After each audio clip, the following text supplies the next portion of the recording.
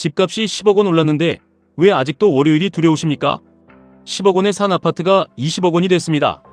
가만히 보유했는데 자산이 10억 원 늘었습니다. 분명 대단한 투자 성공입니다.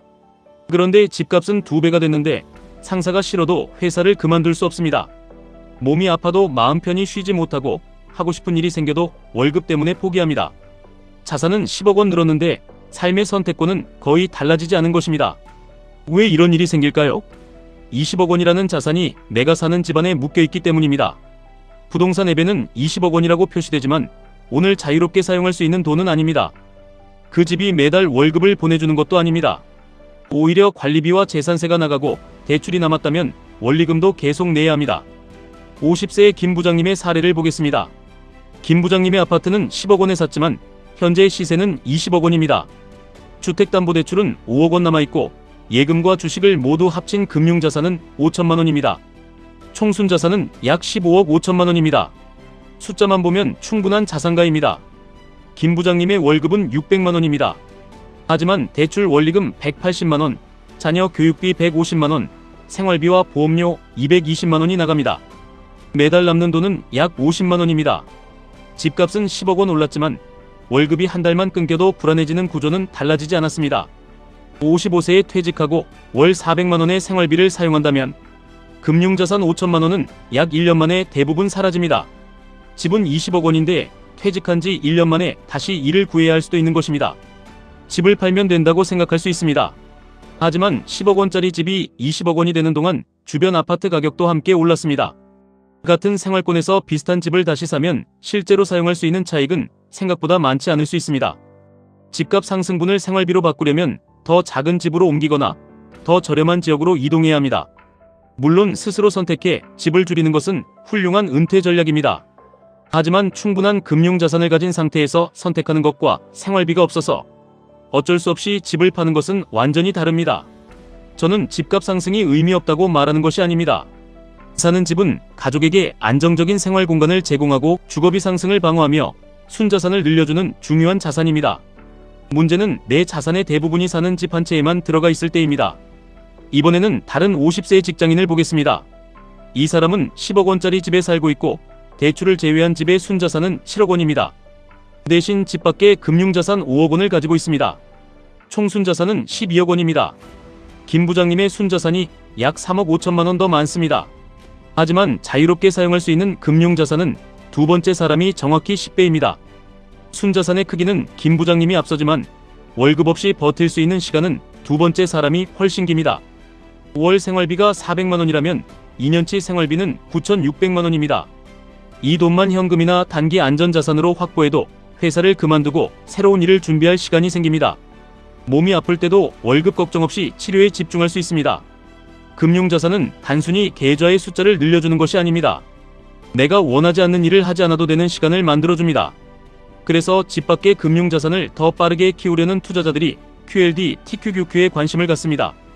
QLD TQQQ의 목적은 아파트보다 높은 수익률을 기록했다고 자랑하는 것이 아닙니다. 집안에 묶여있는 자산과 별도로 필요할 때 사용할 수 있는 두 번째 자산을 만드는 것입니다. QLD와 TQQQ는 장기간 이어진 나스닥 상승장에서 매우 높은 수익률을 기록했습니다. 2026년 6월 말 기준 각 상품의 설정 이후 연환산 수익률은 QLD가 약 25.94%, TQQQ가 약 44.36%였습니다. 하지만 이 과거 수익률을 앞으로도 그대로 적용해 미래 자산을 계산해서는 안 됩니다. QLD와 TQQQ는 나스닥 100의 하루 수익률을 각각 2배와 3배로 추종하는 상품입니다. 장기 결과는 매수 시점과 시장의 변동성, 하락장의 길이에 따라 크게 달라집니다. 따라서 장기 계획은 과거 최고 성과보다 훨씬 낮은 수익률로 계산하는 편이 안전합니다. 예를 들어 45세부터 60세까지 매달 150만 원을 투자하면 넣은 원금은 2억 7천만 원입니다. 성장 계좌가 연평균 10%로 성장한다고 가정하면 약 6억 2천만 원이 됩니다. 실제 결과는 이보다 높을 수도 있고 낮을 수도 있습니다. 중요한 것은 정확히 6억 원이 되느냐가 아닙니다. 60세가 되었을 때 사는 집 외에 자유롭게 사용할 수 있는 금융자산이 있느냐는 것입니다. 하지만 높은 과거 수익률만 보고 QLD TQQQ에 무리하게 투자하면 자유가 아니라 더 큰 불안을 만들 수 있습니다. 2022년 QLD는 연간 약 60% 하락했고 TQQQ는 약 79% 하락했습니다. TQQQ 계좌에 3억 원이 있었다면 약 6,300만 원까지 줄어들 수 있었던 하락입니다. 손실은 약 2억 3,700만 원입니다. 월급 500만 원을 한 푼도 사용하지 않고 약 47개월 동안 모아야 하는 돈입니다. 거의 4년치 월급입니다. 이때 자녀 등록금과 은퇴 생활비까지 계좌에 들어있다면 회복을 기다리기 어렵습니다. 결국 가장 많이 하락한 순간에 팔아야 할 수도 있습니다. 자유를 만들기 위해 시작한 계좌가 오히려 시장에서 움직이지 못하게 만드는 족쇄가 되는 것입니다. 그래서 40대와 50대의 QLD TQQQ 투자는 수익률보다 자금 구분이 먼저입니다. 3년 안에 사용할 생활비와 자녀 등록금, 대출 상환금, 부모님 병원비는 성장 계좌에 넣지 않아야 합니다.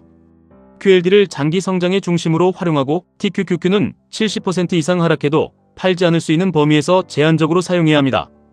일부 자금은 하락장에서 추가 매수할 수 있도록 현금으로 남겨두는 것도 필요합니다. 은퇴가 가까워지면 전략도 달라져야 합니다.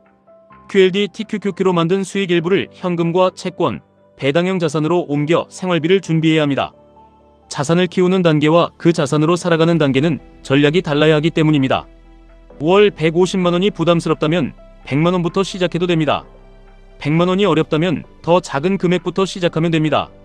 중요한 것은 과거 수익률만 믿고 무리하게 투자하는 것이 아닙니다. 집값이 오르기만을 기다리는 동안 집 밖의 계좌를 비워두지 않는 것입니다. 진짜 투자 성공은 가장 비싼 집을 가진 것이 아닐 수 있습니다. 월급이 끊겨도 버틸 수 있고 가족에게 돈이 필요한 순간 집을 급하게 팔지 않아도 되는 것입니다. 여러분의 집값은 지난 10년 동안 얼마나 올랐습니까? 이제 같은 기간 집 밖의 금융자산은 얼마나 늘었는지 확인해 보십시오. 집값은 여러분의 순자산을 올려줍니다. QLD TQQQ 계좌는 여러분이 선택할 수 있는 시간을 늘려줍니다. 이미지 20.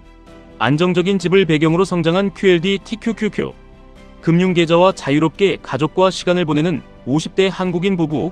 집은 순자산을 지키고 금융자산은 선택할 시간을 늘려준다는 결론 장면. 지금까지 1분 투자 하이젠버그였습니다.